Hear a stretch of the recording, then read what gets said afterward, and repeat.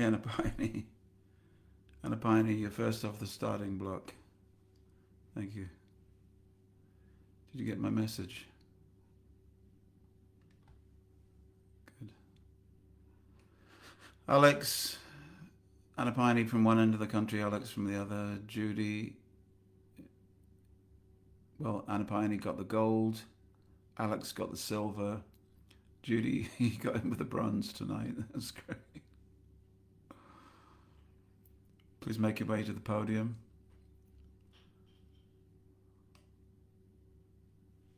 We got Deepak. That's great. Great to see you. We're just giving a couple of minutes for the slow coaches to come in, to get connected. So the times, they are changing. The seasons are changing. Different things are happening. Owen is here. Ari, Connor. Third day in a row, Ari and Connor. We've got Mark. All my regulars, upon whom I do depend.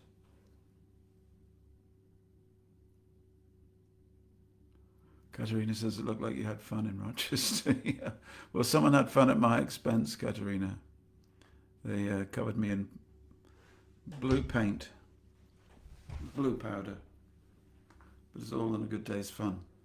We celebrate Gopurnima, and because it's in the springtime festival in India that they like to celebrate is associated with Radha and Krishna's throwing of colours. So that comes as part of it as well. All right, well, I think not to keep you waiting too long, we should start. Now, I hope we're going to get a full complement tonight. Can you hear me okay, everyone? Aaron's back. Hare Krishna, Aaron. Malini, Takarani, Mohini, Devi. Very nice to see you. Okay. Well, last week was very technical, wasn't it? We didn't quite get complaints, but we got some comments as to I shall have to study the homework a little bit more. It took me a while. I'm glad you're sending out notes. Yeah. Well, some of our subjects are what is known in the trade as Sankhya. Sankhya means cataloguing things, counting things. It's philosophy by counting sets of things, hierarchies of things. So we did a bit of that last time. But yeah, we'll go. We'll carry on. We'll get set up.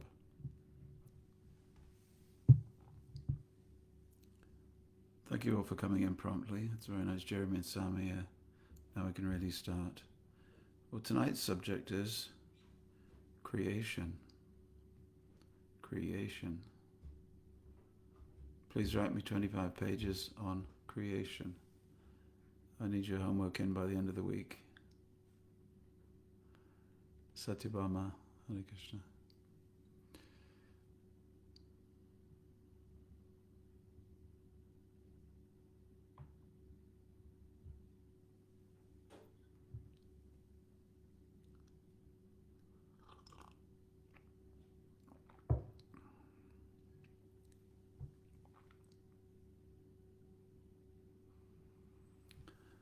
Hello and welcome, Namaste and Hare Krishna. Thank you for coming to number 12 of our series of elements of the course known as the Vaishnava Catechism or Bhakti. Today's subject is creation. In every religion, there will be the subject of creation. How did the world become the way it is? That's part of philosophy, isn't it? To try to understand. They say that philosophy begins when you suffer. You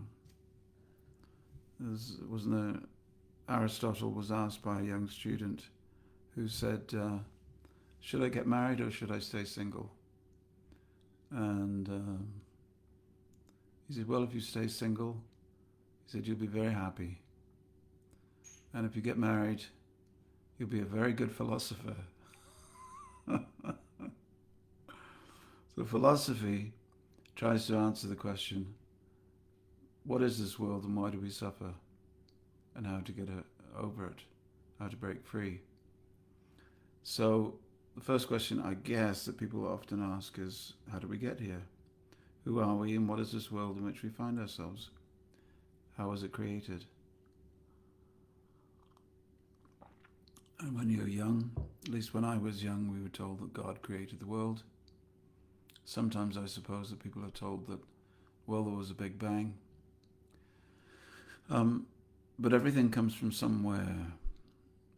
And it's an important topic for religion, because if you're going to talk about God, then you talk about first cause, the absolute supreme source of everything.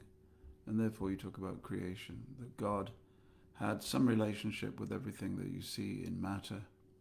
And therefore that first cause, the first source of everything is the Creator. And the most complex creation story, out of all the creation stories, out of 3,000 creation stories that you'll find in the world, the most complex is in the Puranas. So for those of you who are thinking that today we would have something a little more simple, I hate to disappoint you, but the creation story in the Puranas is very multi-layered. And matter, the very stuff of the world of creation, comes in is manifest in a series of stages, and each of these stages has a name and a cause. So there's a cause, and then there's a cause of the cause, and a cause of the cause of the cause of the cause. And it's all, you know, when I was a kid, I used to get up on a railway bridge in our town. The actual town was called Wadebridge in Cornwall. We still had a train track, train station, and these steam trains would come in. Well, not that fast. And as they let off their steam and their smoke, I would be on the bridge, and it would all come up. And I used to go away smelling of oil and steam and smoke. But sometimes, even a mile or two away in my home, I would hear the shunting. Now, shunting is when the engine of the train goes either backwards or forwards. And the idea is that the engine of the train pushes or pulls the first carriage, and there's a clank of the link.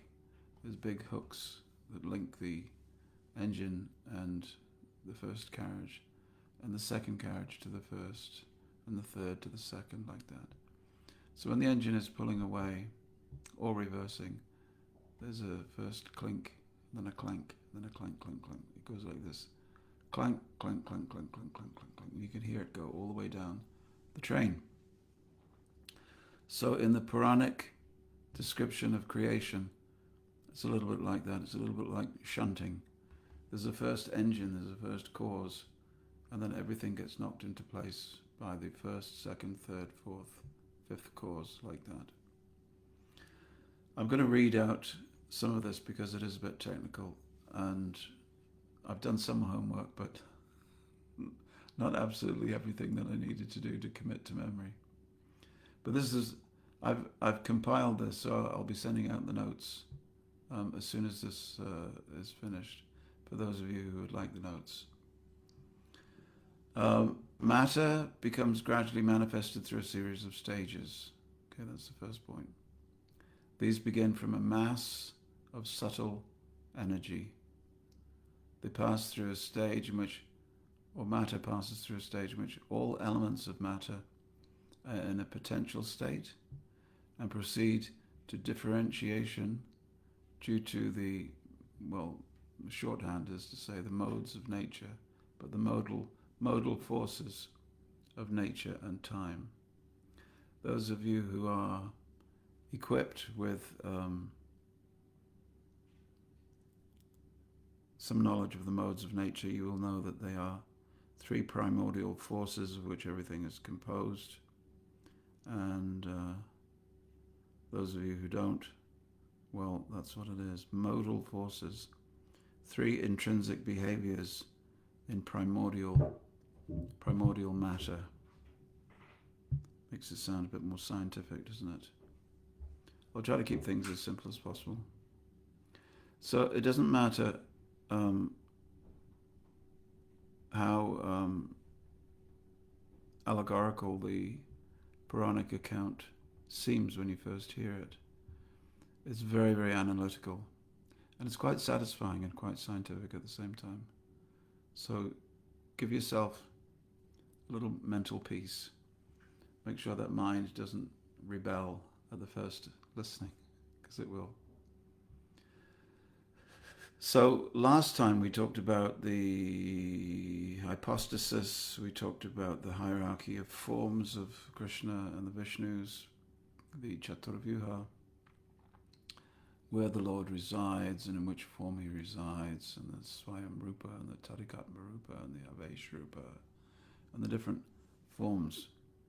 That's something that you'll have to draw into a chart and commit to some recesses of your memory. And some things will stick out for you, and if they do, then you'll remember them. And if not, you know where to refer to them. So I will say that we'll have a little explanation of how these different sets of terminology seem to vary from text to text, from the Vedas to the Puranas to the Pancharatra. We sometimes get words like Maya being used differently, or Tattva being used differently, or Prakriti. These are all words to put in your vocabulary, but sometimes the meanings changes according to how we are looking at the creation. I'll explain a little bit later. So Prabhupada begins by saying Maya, which we all know, we talked about that last time. Maya is the external energy and acts in 2 capacities, Maya and Pradhan. So sort of raw energy, and Pradhan is the raw energy before anything is stimulated, before anything happens. And Maya, sometimes we talk about Maya as the whole thing, the unstimulated Pradhan, and Maya, meaning the agency, the force by which things become manifest. So we've already started with that differentiation in terminology. So last time we talked about the 3 Vishnus, or the 3 Purushas. Purusha means the first cause, the original cause, or, as we've discussed up until now, the cause of all causes. I'll try and make it simple. Pradhan is the material cause, or the ingredients that bring something into being, and Maya, the efficient cause, which is the agent that brings things into being or initiates a change. It's helpful at this point to think of 3 things: wood, clay, stone. Anybody who's got a uncle, or even a son, or a daughter, why not, who's a carpenter, will know that you start with the raw ingredient, wood, and you can make things out of wood. And if you make things out of wood, you, by definition, you're a carpenter. You may not make very much, but if you, or Jeremy here is a painter. So the raw material is the paint, and then the painter is the person that makes it happen. If you have clay, the raw clay in a lump is the material cause, and the efficient cause is the potter. If you have stone, the material cause is, of course, the stone, and the efficient cause, the one with efficiency that makes things happen, is the sculptor. Okay. So the general description throughout Vedic texts, before we get to the differentiation in terminology. The general description is that matter becomes gradually manifested from non-matter. Now this is the opposite of how often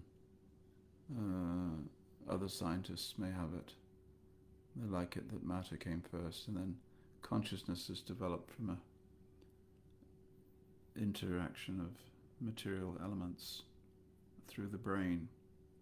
But we, of the Vaishnava lineage, say the consciousness comes first and from consciousness comes matter.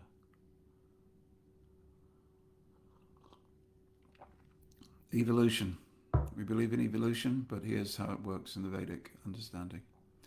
Evolution begins from the manifestation of subtle energy, passing through an undifferentiated stage in which all the elements of matter are in a potential state and proceed to differentiation due to the modal elements of nature. Then comes the organs of sense perception and action. So, in the Srimad Bhagavatam and the teachings of Lord Chaitanya, Prabhupada explains, here's a quote from Prabhupada, Pradhan is the subtle, undifferentiated sum total of all material elements. Although they are undifferentiated, one can understand that the total material elements are contained therein. When the total material elements are manifested by the interaction of the three modes of nature, the manifestation is called Prakriti. The unmanifest material world is the subtle Mahat Tattva, and from that Mahat Tattva, the material manifestation has emerged. So here we have what seems like a contradiction, because Prabhupada has used two terms for unmanifest elements, the subtle Mahat Tattva and the Pradhan. So I hope that we will be expanding on that just slightly. Think of it as a wave in water. Here I've got water. If I stay completely still, and then I can start doing a wave. It could be a tidal wave if I kept going. So if you think of water that is perfectly still, nothing moving, no ripples of water, this is Pradhan. So material nature is in complete equilibrium, where the three gunas, or the three modes, are balanced and nothing has yet come to develop. Now, imagine that something has come to disturb the water, the surface of the water, and it begins to move and maybe swirl a little bit. The water is the same substance, but it's no longer in equilibrium. This corresponds to Prakriti, once it's been activated by the glance of Mahavishnu. And there's this interaction between Mahavishnu and the elements. We'll go on to that. The gunas begin interacting and the process of creation starts. So then, suppose that the gentle rocking produces a wave or a pattern in the water. This represents Mahat Tattva, the first manifest principle to arise from activated Prakriti. So it's all water, but when it's still, we call it Pradhan. When it's moving, we call it Prakriti. When it's potential, we call it Prakriti.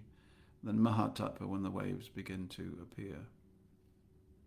Okay, I like that example. That was nice. So the substance is the same, but its state and structure change. So as we describe, when the Purusha, or the Supreme Vishnu, glances over material energy, he injects the jivas. The jivas are the souls that are injected into the material energy. Total material energy is manifest, Mahat Tattva, and from this arises three types of egoism. Now sometimes we look at the word ego, I guess it's a Greek word that we didn't know about so much, I think, until Dr. Sigmund Freud told us about ego and alter ego. But Prabhupada translates the word ahankara, Sanskrit word ahankara. What does that mean? Aham means I, kara means maker, that which makes the sense of I-ness. So it's a very subtle level of diminished consciousness. And because it's diminished consciousness, pure consciousness is the jiva, and the ahankara is therefore the subtlest material layer on the soul. And covered by that energy, that material energy, that very refined and subtle material energy, the soul looks out and sees, yes, I am this. So this egotism, this ability to see that the soul sees and identifies with matter. The soul begins by being covered with matter, then identifies with matter, said to be in three modes itself. Vaikarika is egotism in goodness. This is called sattvika ahankara.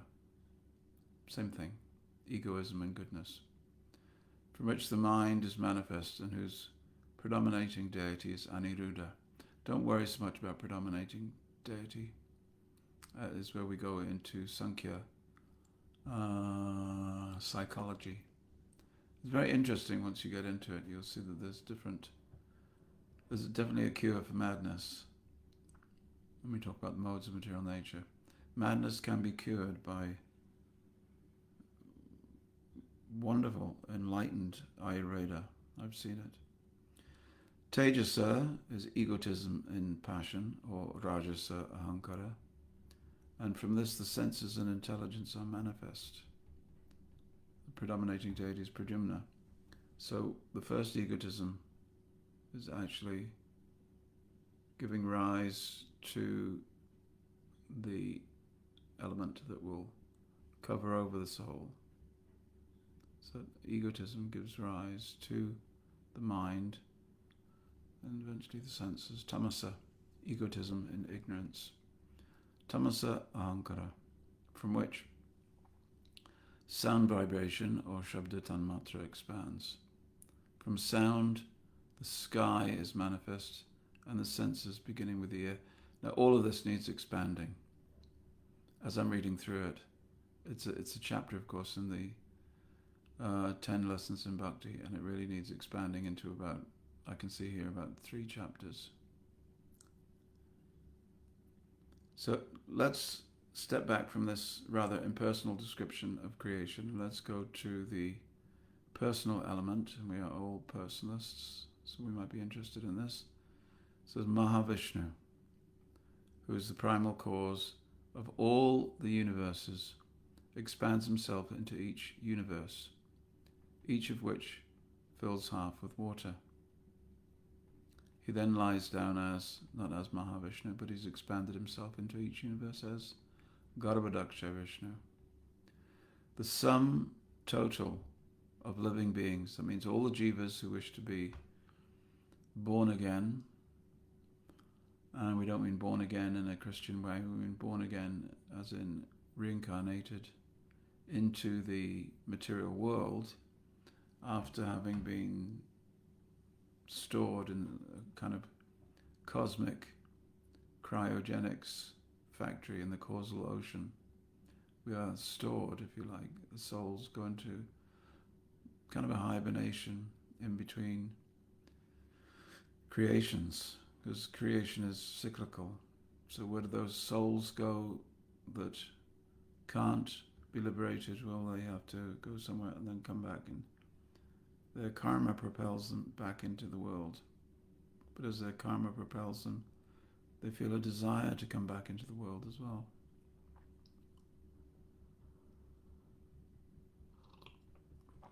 So all those souls are stuck together, like you've seen these starlings in the late summer. There's a murmuration of starlings. You can see these great flock of birds, thousands of birds all moving at the same time, making great designs. So these are the souls, and the souls come and they enter into Brahma. Brahma is then generating the souls in the form of a lotus. This is the last shape they take, the lotus comes up, and then the souls then come out, and they take bodies. Brahma creates the bodies, and out they come. So this Lord, Garbhadakshay Vishnu, he's also known as Hiranyagarbha, or Antaryami, and is glorified by the Vedic hymn known as Purusha Sukta. It's a very famous song in the Rig Veda. The third expansion is known as Kshirodakshay and is lying within each universe. There's a separate portion of the spiritual sky within each universe called the Ocean of Milk, or Kshirodak. And Kshirodakshay Vishnu is there. He's the indwelling witness, or Paramatma, or Super Soul. And every living being is connected to that Super Soul. He's the maintainer and master of the universe. And in the Narada Pancharatra, one of the Sattvic Tantras, we have this verse. We have Vishnus tu trini rupani purushakyani ato vidu ekam tu mahata shastri dvitiyam tu andasamstitam tritiyam sarvabhutastam tani gyatva vimuchate. And then that's just a description of what I've just said. That just culminates in Kshirodakshay Vishnu is diffused throughout the universe as a super soul and is known as Paramatma. He is present even within the atoms. Anyone who knows these three Vishnus can be liberated from material entanglement. Well, that sounds a great claim, doesn't it? Why would that be? It's because if you actually know who put you here, you can know that that person is also responsible for taking you out. The idea here is that the material world is not a place to be permanently dwelling in, that it's a good thing to cultivate a desire to become liberated from it. If you still think there's a part of the material world to enjoy, that the universe still holds delights for you, whether it's heavens or riches or fame, then you'll be born again time after time. But if you actually understand that I'm in this world as a reformation to try to understand my real situation, and the real situation is that the Mahavishnu, or the Purusha, has placed me here as part of my education, then and only then will you be able to begin the process of coming out. In the Brahma Samhita we find Yakara narnava jale bhajati sma yoga nidram ananta jagaranda sharo makubaha adhara shakti mavalambya param swamurtim. Everyone. Govindamadi purusham tamaham bhajami. So Lord Brahma, and he should know, he says, I worship the primeval Lord Govinda, who lies down in the causal ocean in his plenary portion as Mahavishnu, with all the universes generating from the pores of hair on his transcendental body, and who accepts the mystic slumber of eternity. So, beautiful prayer. Let's zoom in on the Mahatattva. Last time we told you about the 3/4 of reality being the spiritual world. And it is said that in this infinite and clear sky, brilliant sky known as the spiritual sky, a cloud forms. This cloud is the Mahatattva and is the via medium between the pure spirit and material existence, the junction of matter and spirit, wherefrom the false ego of the living being, the jiva, the spirit soul, is generated. So all these souls are differentiated parts and parcels. Prabhupada used to like to use that English expression, that old English, part and parcel. What is a parcel? Well, it's something that's separated, but it's been cleaved off from something else. So we are part and parcel of Godhead. Under the pressure of false ego, the conditioned souls claim to be enjoyers of material nature, but the Lord again and again gives us a chance to become rectified. At the same time, never interrupts our independence. So the Lord is the cause of the Mahatattva, because he's the cause of everything. He's not the cause of evil. Evil is when the independence of the jiva is manifested according to egotism. But from all these things, the Mahatattva is the cause of creation itself. And you'll read about how the different sense objects and the material elements, mind, intelligence, false ego, they all come from the Mahatattva, creating a material matrix. And into the matrix is cast the jiva, who is completely calibrated to begin the next course of his life, which is very short. We go through lives like this. We think of life as a very long time, and on a cosmic scale, life, birth, death, birth, death, birth, death, birth, death, birth, death, birth, death, until, and one lifetime, Krishna says, Vasudeva Sarvam Iti Samahatma Sudurlabha. That's a great soul. So, let me just give you a note on terminology. Well, it's all in the notes, actually. Maybe you can read about the notes. But sometimes the terms Pradhan, Prakriti, and Mahatattva, they overlap a little because of the way different acharyas have given commentaries. But it's all explained there. Different reasons. Let's move on very quickly. Everybody knows a sort of colloquial understanding of the modes of nature. Kind of got an idea that modes of nature mean the forces, the elemental forces in the world that cause you to do things that you'd rather not do, or help you to do the things that you would rather do. Well, these constituent forces are like, how can we say? Well, guna actually means rope or strand, actually. And rope is made by twisting fibers, usually three other fibers. Three make up you can make a rope by twisting them together. First, the fiber is twisted in 3 small threads. Then 3 of them are twisted together. Then again, 3 of those are twisted together. And in this way, the rope becomes eventually made of 3 smaller ropes. It becomes very strong. So the modes of nature, goodness, passion, ignorance, are mixed. And they are mixed again and again, and they're twisted together. So please hear the qualities of sattva guna, or the mode, the way nature behaves when it's influenced by something called sattva. Sattva guna is the quality of illumination, balance, harmony, goodness, purity, universalizing, holistic, positive, peaceful, and virtuous. These are all the qualities and perspectives that are generated by sattva guna.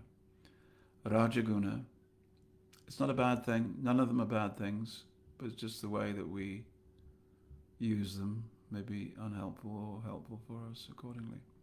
Rajaguna is the quality of passion, activity, being driven to achieve something. Something which is moving is in Rajaguna. Something which is dynamic, something which is growing is Rajaguna. You need Rajaguna in order to create in this world. You need Rajaguna in order to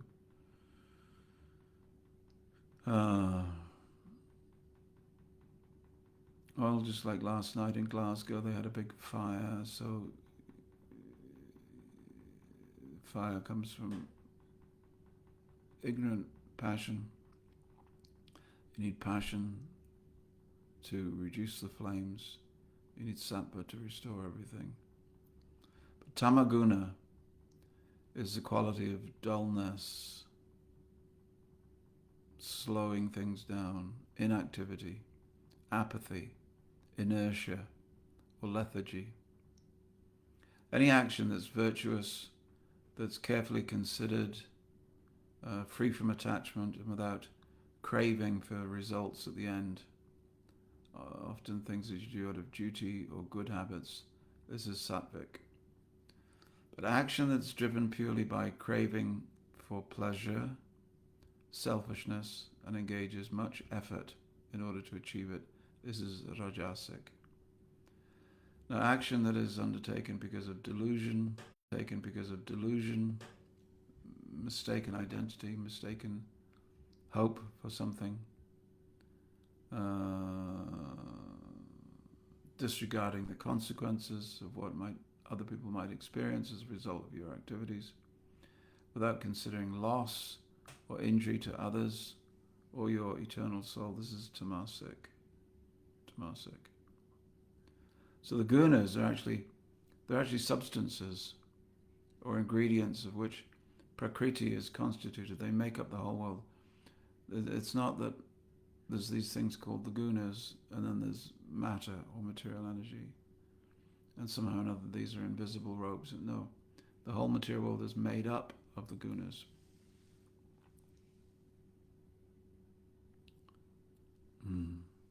So we've defined them.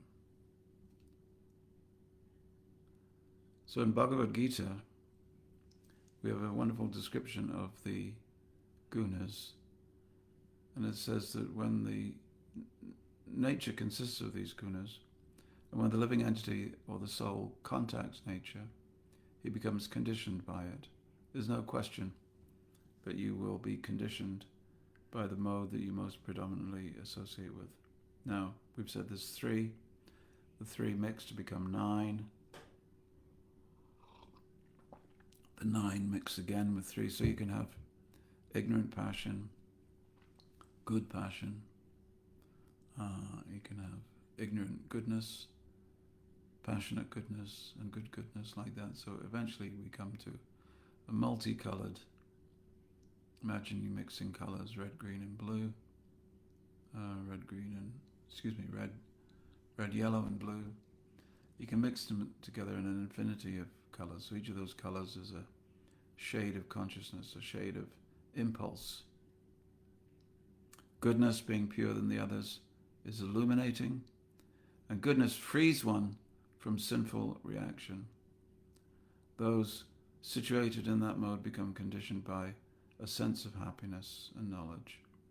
Passion is born of unlimited desires and longings and binds up the living entity, because darkness or illusion or ignorance is a delusion. It's the dark night of the soul, which may last a long time. The results of ignorance, when you become completely covered over by ignorance, are madness, indolence, sleep. Mode of goodness conditions us to happiness. Passion conditions us to fruitive action for which there's some result. Ignorance binds one to madness, no hope. But they compete, and they compete at different times of day. They compete for supremacy. So sometimes we will be in a sattvic wave, sometimes a passionate wave will come along, sometimes an ignorant wave. And at the end of life, if you add up all the conditionings that we've experienced, and we're still conditioned by those modes in a profound way, then it is said that those situated in goodness gradually go upward to the higher planets. Those in the mode of passion live on the earthly planets. Those in the abominable mode of ignorance go down to the hellish worlds. Oh, very well. So sometimes people say, do you believe in evolution? And what they mean is, do you believe that the process of evolution, which is a scientific process, things evolve, change. Do you believe that this is the origin of the species? Well, we don't actually, but we do believe that species evolve. We do believe that consciousness evolves. We do believe that matter evolves. Here's the definition. Evolution is any process of formation or growth or development. Everything is always changing. Everything is always dynamic in the material world. Things are always changing, so therefore things are always evolving. Evolving and devolving. And what comes from the process of evolution is called an evolute. Evolute. I like that word. So all this, all this bubbling and, this primordial soup, you can call it, the matrix of the material modes of nature is always bubbling under the force of time. And what comes out of that is called an evolute, from the Latin evolutus, or rolled out. So evolution is something rolling out. Evolute is something that's been rolled out.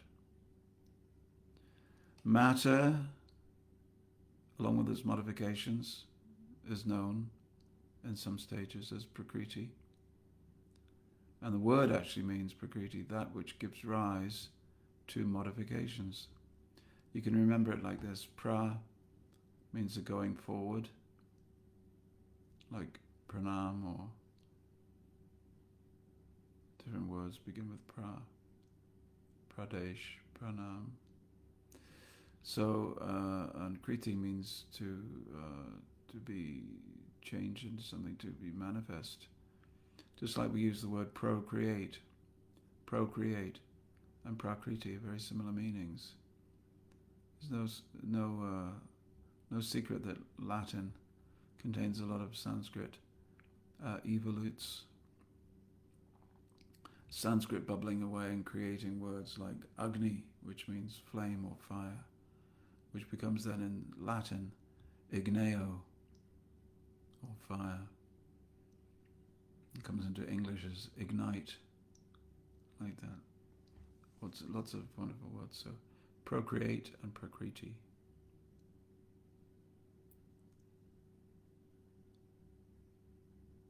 There's more discussion of the gunas. Very interesting. But I'll send it all to you. Very detailed stuff. So we talked a lot about the elements of creation. Creation, another word of describing creation is as a shrishti. Sanskrit language is wonderful. Shrishti means a projection. So just like you have a film being shown on a screen, it's being projected.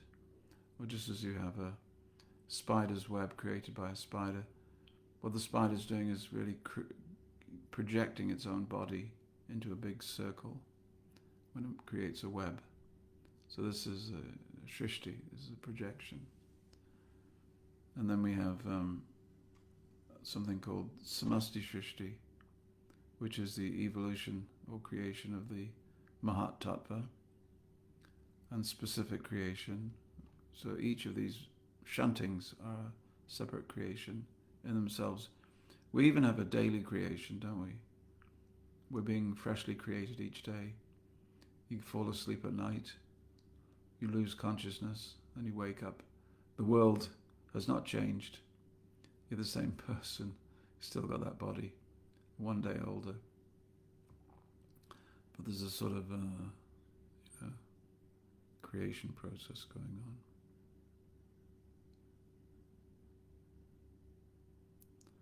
And then let's talk a little bit about time. Time is known as kala, and time is yet another non-sentient metaphysical reality. Time is independent, it's a real substance, and it has the same status as Prakriti. It's not part of Prakriti, but it exists along with it. So when time mixes with Prakriti, that brings about the evolutes. And the Vedas are very good in describing long periods of time. In fact, the great astronomer Carl Sagan, he said the only culture in the world which has come up with the numbers, which took us a very long time to come up with, is the Vedic civilization.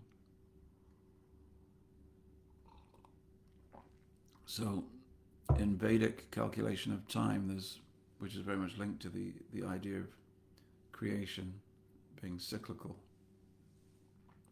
There are 4 epochs, each one less than the preceding, and this is the final point, and I'll finish very soon. Satya Yuga, they're all known as yugas or ages, and they revolve in a constant cycle, like spring, summer, autumn, winter, spring, summer, autumn, winter, like that. So Satya Yuga is 1,728,000 years. Treta Yuga, 1,296,000 years. Dwapara Yuga, 864,000 years. And Kali Yuga, 432,000 years. 432,000 years. After that, there's a partial devastation, and then there's a partial, and then a creation at the end of that. After that, another creation. Sometimes people used to ask me, well, if you believe in creation, do you believe in the end of the world?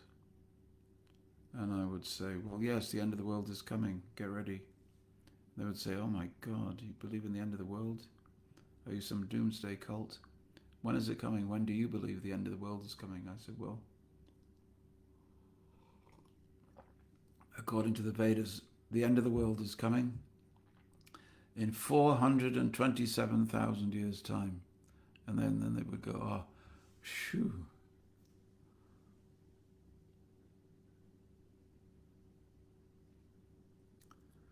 So, but listen to this. This is where it gets. This is where even Carl Sagan's mind gets popped.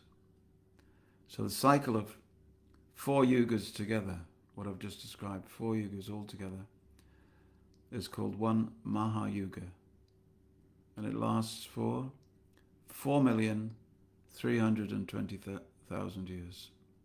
So 4 million years. Even that we can't conceive. Very hard to conceive of 4,320,000 years. And yet, there are, different numbers that astronomers bandy about. So 4,327,300, what was it? Remind me. 4,320,000 years.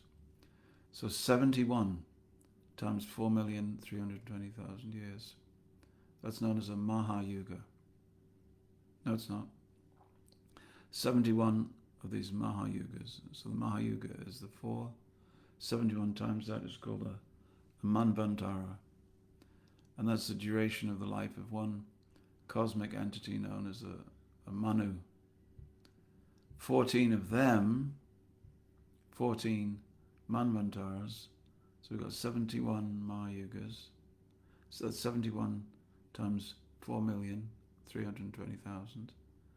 Okay, that's the duration of a Manu. 14 of them is 1,000 Mahayugas. And that's known as the Brahma Kalpa. And that's just one day in the life of the secondary creator known as Brahma. So Purusha is the first creator. Brahma in each universe is the secondary creator. And that's just one day, 1,000 Mahayugas. A Brahma Kalpa. So the entire life of Brahma, Mahakalpa, 360 times 100 days of Brahma, or the entire life, Mahakalpa. And that is 311 trillion, 40 billion, 311 trillion, 40 billion years. So when that period has elapsed, there's a devastation of the universe and everything gets sucked back into Mahavishnu. So we've told you about creation, didn't say much about maintenance, but we've told you also about dissolution. But do not worry, that dissolution, that devastation of the universe comes after 311 trillion, 40 billion years. Thank you very much for being with me. I hope you understood all that. If you want the notes, I'll post them out to you. Just let me know your email and I'll send them out immediately. Thank you very much. Hare Krishna.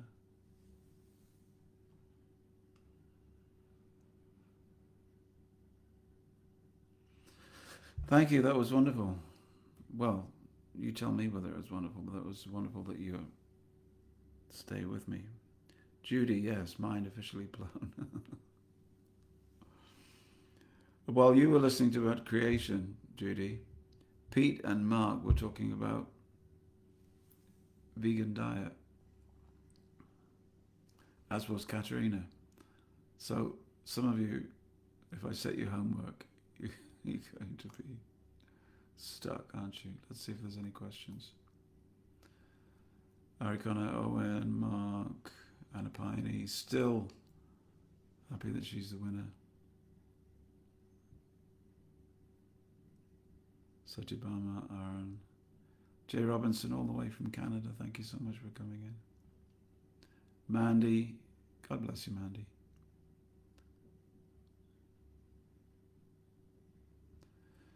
Judy says, yeah, well, I love these natural examples, Judy, because I think they help us to remember.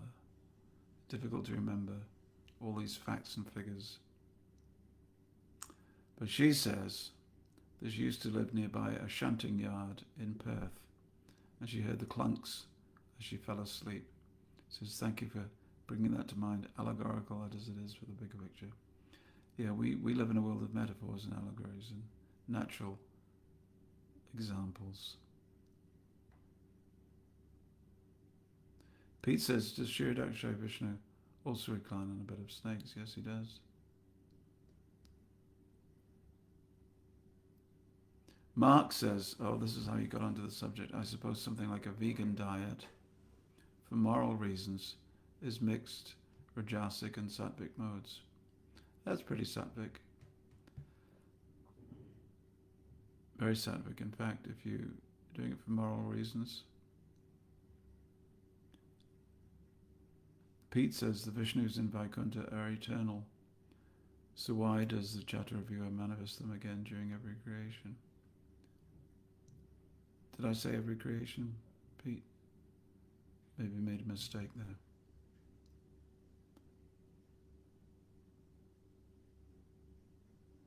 Yes, yes, they wouldn't be. So the spiritual sky, including the Vishnus and Vaikuntha. Vaikuntha means that place which is never unmanifest. So the Chaturvyuhas do not manifest and then unmanifest them. But it's like, are we to ask the question, well, if no time exists in the spiritual sky, was there ever a time when the Vishnus in Vaikuntha were unmanifest? The answer is, well, no, there must have been no time at all, because there is no time. So that must mean everything is as it is eternally. In one sense, it's not, there's no creation point. And yet you can still point to a supreme Purusha and the shunting, if you like, of Chaturvyuha and shunting down to the Purushas. Certainly you can talk about Mahavishnu shunting into Garbhodaksha Vishnu and then Kshirodaksha Vishnu, because that's within the material world. But you're right to point out about the spiritual sky.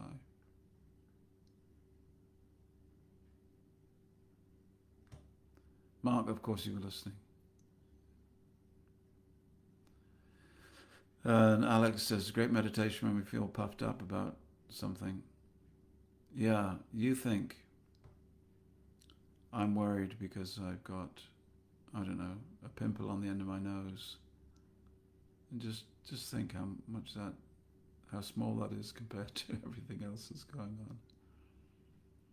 Some people have to deal with big problems, don't they? We tend to get wrapped up in small problems. Some people are running countries, or Brahma's running a universe. Yeah. All right. Thank you very much. I'm going to let you off early tonight, because I think you've done much better than a normal night. And you're going to need to go away and think. let's see if I can make the next ones a little bit easier. We have to get through all this. It's important we get through it, and then let's see if we can make it easier for you. All right. Thank you for coming in. Hare Krishna. You're actually helping me, actually. You're actually helping being an audience that I can directly speak to and respond to. You're helping to create these as a series, as a YouTube series. So that's very, very helpful.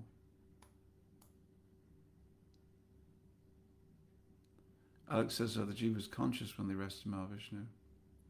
They're not conscious, they're inanimate. Inanimate. They're asleep, just like you're going to be asleep in an hour or two. Or if you're smart, in 15 minutes.